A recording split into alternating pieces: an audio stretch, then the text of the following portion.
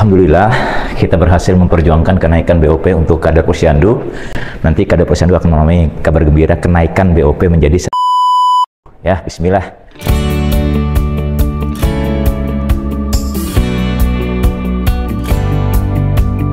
Mohon lebih detail Bu terkait dengan IGD 24 jam. Itu kan tadi konfirmasinya ada di 6 puskesmas. Mungkin bisa disampaikan ini di puskesmas mana saja ya 24 jam. Karena saya juga ingin mengkonfirmasi apakah 24 jam itu IGD-nya ada di Bogor Selatan salah satunya. Ada ya, tolong dikonfirmasi Bu ya. Kemudian terkait dengan Posyandu, gitu ya. Jadi ini karena kan temuan kita di lapangan banyak, misal contohnya tuh timbangan Posyandu yang sudah rusak, gitu ya, kursi, meja, gitu ya. Kemudian juga ya sarana-sarana lain lah. Nah ini apakah termasuk yang di sini atau tidak, gitu kan ya. Dan kalau dilihat tadi saya belum lihat ini dari 1000 Posyandu yang di cover dengan program Posyandu Kit-nya ini, apakah semuanya ataukah hanya sebagian ya? Nanti mungkin tolong didetailkan. Mungkin itu saja Ibu, terima kasih. Untuk yang pelayanan rawat inap di setiap puskesmas yang program prioritas Bapak Wali Kota, kami arahkan untuk semua puskesmas itu bisa mampu untuk rawat inap persalinan. Dan kondisi existing saat ini masih ada 4 puskesmas yang belum bisa menerima untuk rawat inap karena keterbatasan ruangannya, yaitu Puskesmas Pondok Rumput, Puskesmas Belong, Puskesmas Gangaut, dan Puskesmas Bondongan.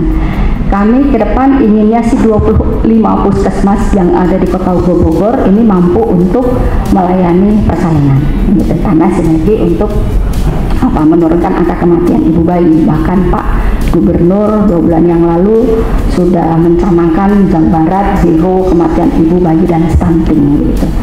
Nah, kemudian yang kedua alasannya kami untuk yang IGD 24 jam tadi sekaligus menjawab untuk yang pertanyaannya adalah kami mencoba untuk di masing-masing kecamatan itu ada puskesmas yang melayani IGD 24 jam. Jadi saat ini kan yang 7 puskesmas itu, jadi 7 puskesmas itu setiap korwil kecamatan ada Pak ya.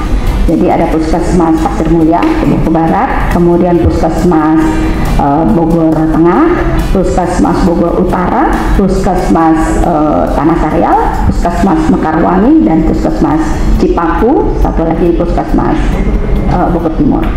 Itu yang dulu yang rawat inap, tetapi kemudian itu kita alihkan untuk yang semua mampu persalinan. Ini kita juga melengkapi saat ini dengan ambulan di 25 puskesmas, sehingga tahun ini insya Allah 25 puskesmas punya ambulans. Kita pengadaan 3 ya tahun ini untuk melengkapi, termasuk juga fasilitas dokter keliling.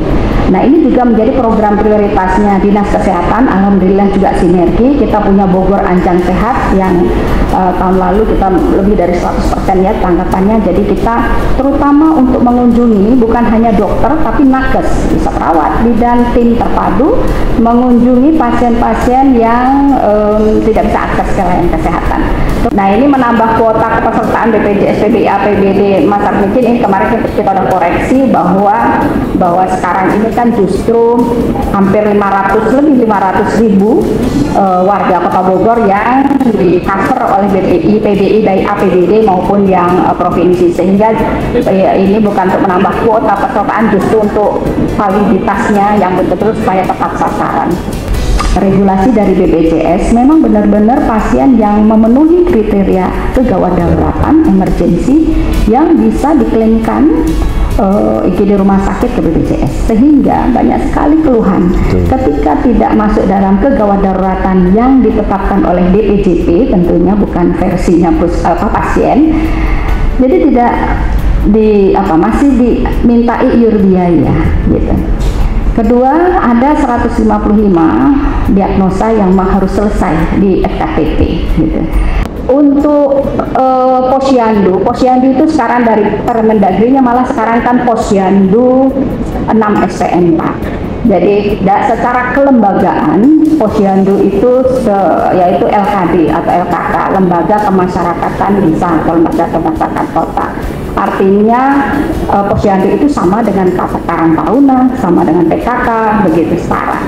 Di dalam kelembagaannya itu sekarang malah Posyandu harus mengampu 6 SPM. Dinas Kesehatan, Dinas Pendidikan, Dinas Sosial, Dinas PUPR, Dinas Perumkim, dan satu lagi Satpol PP, Trantip.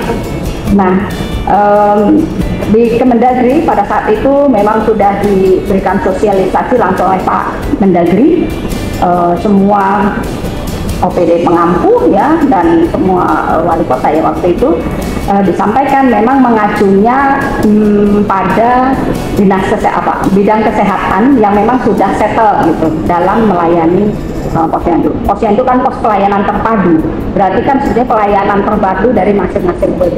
Hanya masalahnya kan memang bidang kesehatan atau dasar itu yang paling aktif rajin gitu, sehingga seolah-olah Posyandu itu punyanya dinas kesehatan gitu ya. Tapi di Permendagrinya sudah jelas secara kelembagaan sebagai LKD, kemudian untuk pembangunan sarana prasarananya, fisiknya ada di anggaran kelurahan, kami Dinas Kesehatan untuk pembinaan bidang kesehatan, dan Alkesnya. Nah, 1000 Posyandu ini rencana kita lengkapi dengan kit ya, dengan kit 1000 ini. Jadi termasuk itu gambarnya. Ada gambar motor yang kita punya, Pak. Sedangkan untuk mebeler dan sebagainya itu fungsinya bukan di kami tapi di antara kelurahan. Mungkin itu Pak jelas ya. Jadi kami berusaha sesuai fungsi, jadi melengkapi Alkes untuk di Posyandu dan pelayanan terkait dengan kesehatan.